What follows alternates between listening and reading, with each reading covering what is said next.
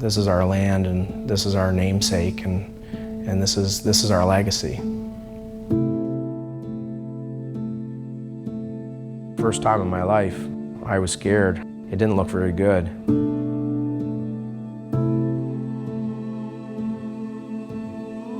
She tried diligently to keep the farm as viable as possible for as long as possible. I'm going to finish what you started. I'm going to get it all back and not give up on the first few years.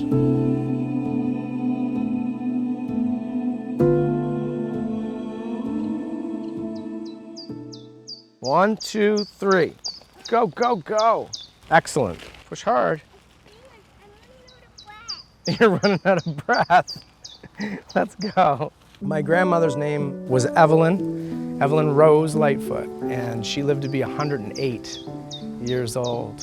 My grandmother had a big market garden and an apple farm, and we would go to the garden and we wouldn't wash the vegetables. We would just pick them out of the garden and eat them. It was all cultivated using compost and animal manures and no real synthetic fertilizers. It went through different periods of time where it was very profitable, and then it was not profitable at all.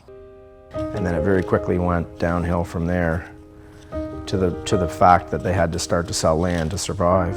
So I grew up with that as a constant reminder to never sell land, to always buy land. I remember saying, you know, I'm going to finish what you started. I'm going to get it all back at all costs. In the 50s and 60s, they started to sell some of the major pieces of land, 300 acres in total. In the 90s, when I was 19 years old, I came back to the farm to live full-time.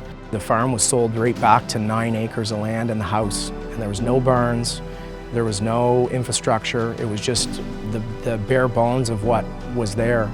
I worked construction, all different trades of construction. I was a funeral director, an embalmer. I owned a business doing that. We were able to purchase back some of the larger parcels of land. Extremely proud and satisfied. And so we haven't always had it really easy. So when we got this particular piece of land, we feel it's really privileged.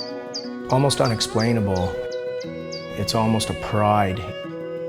So when we got it back in the 90s, we had the opportunity to turn it back to what I remembered. There wasn't called biodynamics to her, it was just called farming. And she would scoff at the neighbors when their bags of empty fertilizer bags would blow over onto our farm. She would curse, you know, like a sailor about that. Those signals were teaching me that the way our neighbors were farming was wrong and harmful. And so it put us into thinking about organics, and so we pursued organics. I became extremely interested in growing grapes as a farmer. That was very interesting to me. And you put that amount of infrastructure, trellising, and care and heartfelt love into these vineyards, you know, it would be very difficult to have that land ever further developed for anything else. So many developers came and offered tons and tons of money, and we turned them down flat every single time. It's really easy to plow over a hayfield for houses. It's a lot harder to do that with grapevines that are supporting a winery. It really appealed to us, and you know, and so we started to pursue it. When we first planted them, they completely defoliated. The leaves fell right off of them. They had downy mildew so bad in the first season that we said, oh my Christ, what have we done? Made a lot of sacrifices to get our farmland back.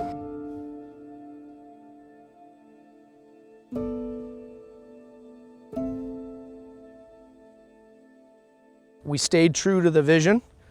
And the next year, they defoliated later, so maybe a month later. And now, 10 years in, the plants are very, very healthy.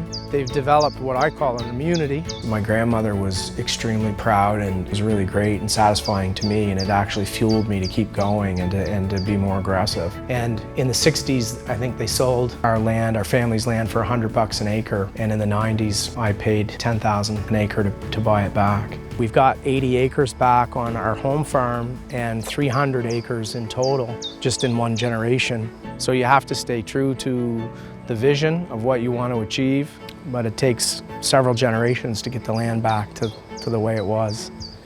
That'll be your job.